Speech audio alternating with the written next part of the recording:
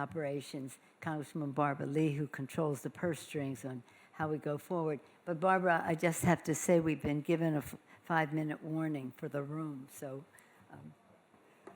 Thank you, Madam Speaker. I will try to stick to my 1 minute. And I want to thank you for your tremendous leadership once again on the world stage. You've demonstrated, I tell you, your unbelievable understanding of what a global leader means. And so thank you again for this. And also to our delegation, and especially to Chair Kathy Castor for showing what we can do together as Democrats, especially with the Inflation Reduction Act, and how since we've been here, everywhere we go, every meeting we have, people really understand the impact of the climate provisions of the bill. So thank you again very much for that.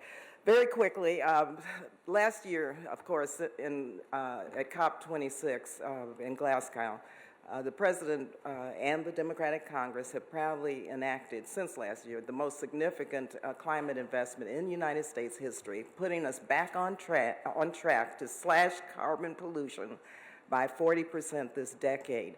And as chair of the House Appropriations Subcommittee on State and Foreign Operations, I'm committed to furthering these gains and these goals. Chair Castor mentioned the $11 billion which the President is putting forth, has pledged to address adaptation, resilience, and in his 2023 budget, if we get it negotiated the way he intends it and we intend it, we'd be way ahead of achieving our goals before the scheduled date.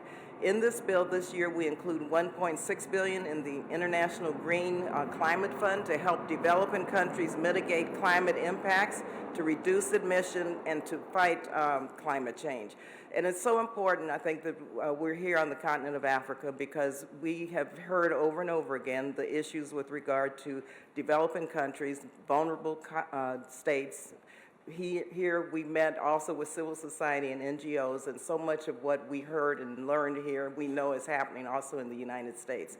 And so putting together this entire strategy out of this conference is so important that the developed world live up to our commitments, and I think that we're on track to do that. And I want to thank the Speaker and this delegation for keeping us on track.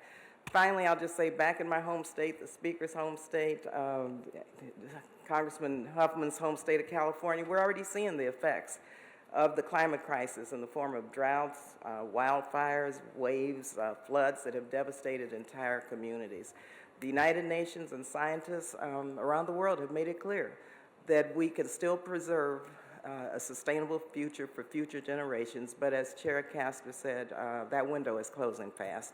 So we must work together, follow through on our commitments, and change this collective trajectory. So thank you again, Madam Speaker, for that, and look forward to getting our bill negotiated and the investments made this year through the appropriations process. Thank you so much for your great leadership.